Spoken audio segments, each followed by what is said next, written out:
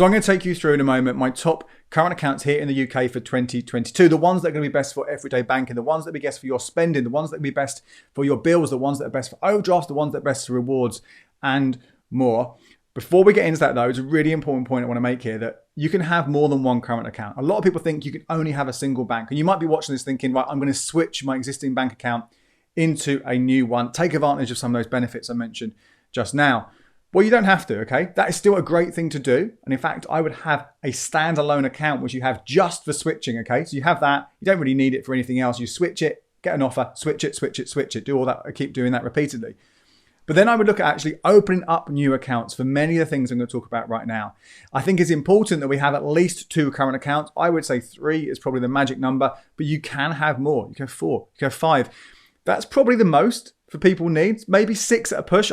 I've gone to the real extreme. I've got 18 different current accounts. Here are all my little debit cards I've got for all of those. Now, many of these I don't use. They're offers that have finished. They're banks that I've tried out so I can review them here on the channel.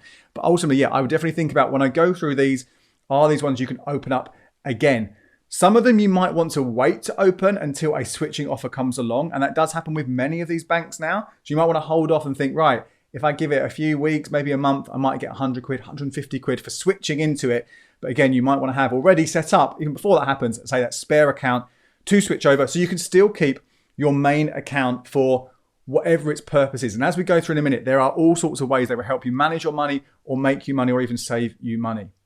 So let's kick off with the first ones. And that I think are the ones that really, why do you want a current account? The most important reason to have a current account: to manage your money, to do the everyday banking.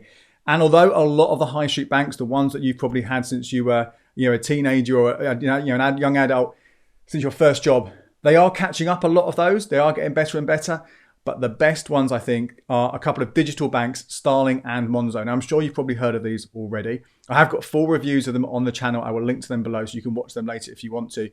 But these are, if you're not familiar with them, digital-only banks. There are no branches. There is no phone line you can call up. They were set up from scratch to be used as an app. And because of that, they have all these fantastic innovations and features, which the other banks are copying, right? But they've got all this stuff and it works really, really, really well. The simple stuff, by transferring money to people or getting paid into your account, all there.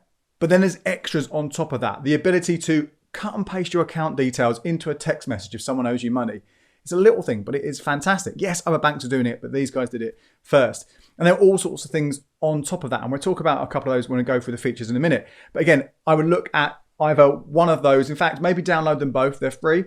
There are no incentives to open them. So you're just going to open them up, give them a go, see which one you like best. Personally, I use Starling, but if I was using Monzo, I think I'd be very, very happy indeed. And again, there are pros, differences between the two, which are worth comparing to see which one might be best for you. But absolutely, that would be the one for everyday banking, one of those.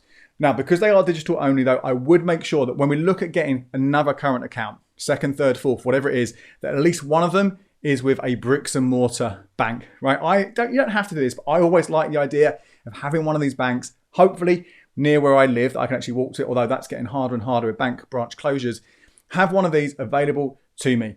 And if it's a problem, I can go in there and deal with it, sort it out. Just like that kind of backup. But even if you don't want to have a bricks and mortar one, I absolutely would say have more than one. Have your money spread around a few different accounts. And I'll give you some suggestions on those as we go through. Now, in terms of spending, you might be thinking, well, if I'm using my debit card, I'm just going to use the one for my main account. I'll be using my Monzo or Starling card if that's my main banking account. Maybe you have a different bank, whatever it is, but that's the one you'll use. I would normally say, no, don't use one of those. Don't use your debit card. Instead, use a cashback credit card. However, since late September 2021, my number one pick for spending isn't a cashback credit card. It is a new current account from Chase Bank. Now, Chase Bank, you will get 12 months cashback at 1%. After that 12 months is up, then maybe it won't be the best account to use. But at the moment, it is number one on my list for your everyday spending. Now, the reason this isn't my number one bank overall is because you can't currently pay direct debits out of it. And the features, although they're good, they're not quite as good as Starling or Monzo. They're actually quite a distance off those. So instead, what you would have to do is transfer money into this account to use on your debit card. But I actually think this is a positive because that's a really good way for us to track our spending and budget and make sure we don't overspend. Because you know you're going out, right, I need to have this amount of money on there. This is how much I can afford to put on there. That is what's on my debit card for me to use. There are other features that you can look at. I've got a review of it over on the channel, so do check that out. I would have that one for spending. So that's an extra one to consider, an extra digital bank that's worth looking at. Kind of runner up here as well that's really important is if you are going to go abroad, remember there are some cards, some very, very limited number of current accounts which won't charge you for spending overseas. We've already mentioned Starling. Monzo has some features like this, but there can be limits on ATMs. Virgin Money also is fee-free, but that Chase card, that is fee-free. It's free to take money out of your cash machine. And again, there is that cash back on top. So it's my top one for spending abroad as well as just general everyday spending here in the UK. Right, next up, the best current account for your bills. The reason I've put this in a separate category, well, there's a couple of reasons. One, I think it's really good to separate your bills out from your main sort of spending pot, your main kind of bank account, because this is money you are committed to spend. You have to put this out for your rent, for your mortgage, for your energy, for your council tax, whatever it might be. You know this money is coming out. So if you take it out of your main account, have it in a separate current account, then that money is not going to get eaten up elsewhere. You are not going to not run out of cash and not have enough to cover those essential outgoings. Now, the top one for this is actually the Santander 123 Lite current account. This one comes with a £2 fee every single month, okay? So you've got to bear that in mind. But in return, you would get cash back on those key core bills. So electricity, gas, water, council tax, broadband, phone, and pay TV. They will all be covered either 1%, 2%, or 3%, depending what type of bill it is.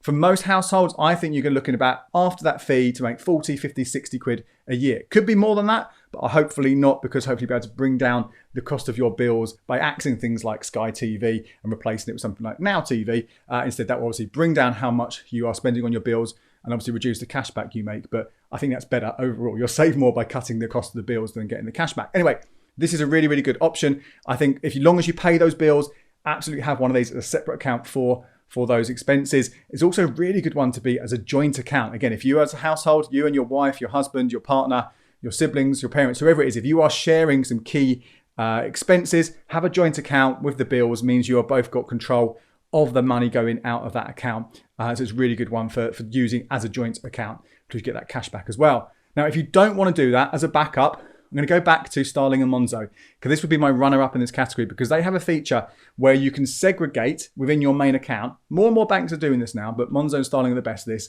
into a separate pot. So it's still within your main current account. It's not a separate account within it, so it's still there. Monzo calls it pots and Starling calls it spaces. You can put money into there and use it for savings goals and things like that. But the reason I like it for bills is because you can actually pay direct debits out of one of these segregated pots or spaces. So you can have one called bills, put all your money, when you get payday, all the money for those bills in that separate pot or space, and the direct debit will come out of there every single month. So it's a nice way, again, of making that happen without you kind of accidentally spending it elsewhere. So a good backup if you don't want to go for the Santander 123 Lite. So we talked about Chase giving cash back, talked about Santander giving cash back. There are other ways you can get money back from your current accounts. These are the reward current accounts. There are a number of them out there, but my top one is the Halifax Reward current account. You have to jump through a few hoops for this one. You have to pay £1,500 into the account every single month, and you have to spend £500 on your debit card every single month. But as long as you do that, you can get a choice of either £5 a month, or free cinema ticket every month, or 2 movie rentals every single month. So you're looking at least 60 quid, and if your cinema charges you more than 6 quid, well, then it could be worth even more over the year. But this is really easy. It's basically passive income. It's a nice way the money goes in. You can automate the money that goes in and all that kind of stuff. It goes round and round and round. You don't have to do much. And that £500 on the debit card, there are some hacks around this. So for example, you could pay off a cashback credit card, or you could use it to transfer it to an account like Revolut or Monese, and then transfer the money straight back to your account. So it's not costing you anything at all, and you're not missing out on some of that cash back from something like the Chase current account. So that's my number one reward account. As a runner-up there, maybe look at the Club Lloyd's current account. This one gives you 6 cinema tickets a year, or 12 movie rentals, so half the amount you needed before. But all you need to do to get that is pay £1,500 into the account. So you really can just automate that every single month. Money goes in, transfer it straight back out, you forget about it, and you've got those freebies. So again, if you could get both of those, or if you want to make your life a little bit easier, don't faff around with that Halifax £500 reward benefit, then go for that Club Lloyd's one. Now, I should say that both Lloyd's and Halifax and the Santander one that I mentioned before frequently have bank switching bonuses. So you might want to wait for any of those accounts until those offers are running. At the time of recording this, they aren't available right now. But again, worth bearing in mind when you're waiting for thinking about getting those accounts. Now we're talking about current accounts here, not savings accounts, but it is worth mentioning my top current accounts for savers, because actually there are some of the better rates available in a couple of current accounts here, better than you're going to get in most other places. The number one here is the Virgin Money M Plus current account. This one will let you get 2.02% on the first £1,000 you have saved in this account. So it's not a huge amount of money, but that rate is much, much better than you're going to get anywhere else. And in fact, you can have multiple ones of this. You can have, as long as Virgin accepts you, they might not let you have unlimited number, but you can have 2, 3, 4, 5. I know people who've got more than 15 of these different accounts. Personally, I would prioritize getting maybe those reward current accounts first of all. They're more important. They're going to earn you more money. But if you've already got those in place, then you could look at getting loads of these Virgin accounts. It's also, as I mentioned, fee-free to use the money overseas. So it could be a nice little backup. I talked before about having a high street current account available to you where you can put some money in. Where if you've got £1,000 sitting in there in your savings, as long as you've got that much, and something goes wrong with your main current account, well, then you've got a debit card with your money in, easy to access if you do need to make some expenses, do some spending in that time before that online banking goes back online or something like that. The runner-up here is that Club Lloyd's current account I mentioned. You don't get as much, but if you have £5,000 saved in there, the average interest rate is 0.78%. You do have to have a couple of direct debits coming out of it. But again, that is better than you're going to get in most other easy access accounts right now, pure savings accounts. Plus, you get those freebies. Plus, as I mentioned, there's often a switching bonus that comes into it. Should say as well, Virgin Money also has a regular switching bonus. Normally, it's around 12 bottles of Virgin wine. If you drink, it's worth getting hold of that again by switching in and getting that, plus access to that savings account.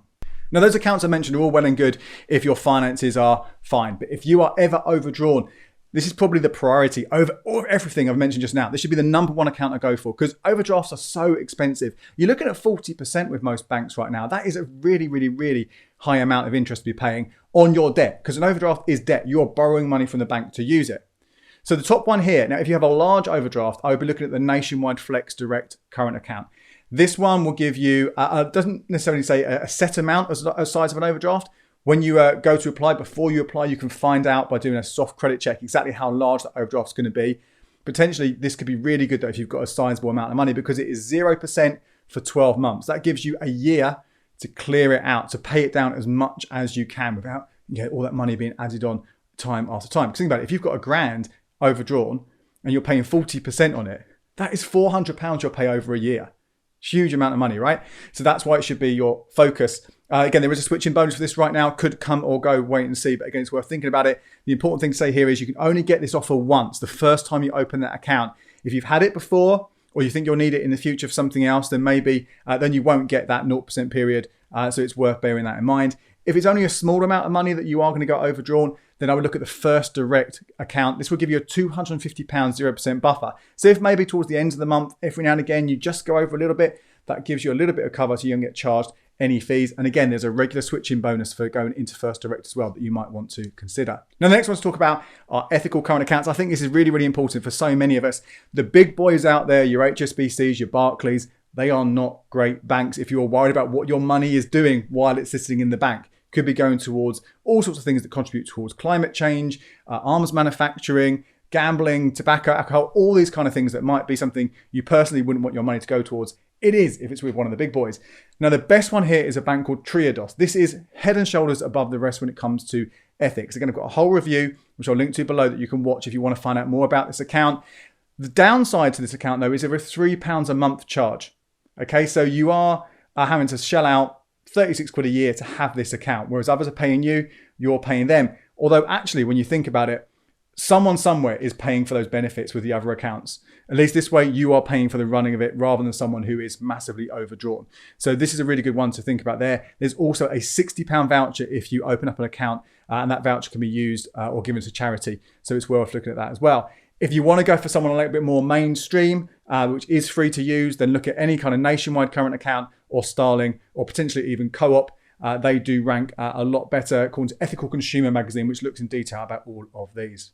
Now, I will do updates, and I do this every single month, the start of the month, on the latest current account news. So anything else that comes along, new accounts that arrive, or any changes or extra benefits or switching offers, you will be able to find out about that in those updates. Make sure you hit subscribe and that little notification bell so you don't miss out on those. My name is Andy Webb. Thank you so much for watching. Here are more videos about current accounts you might find interesting.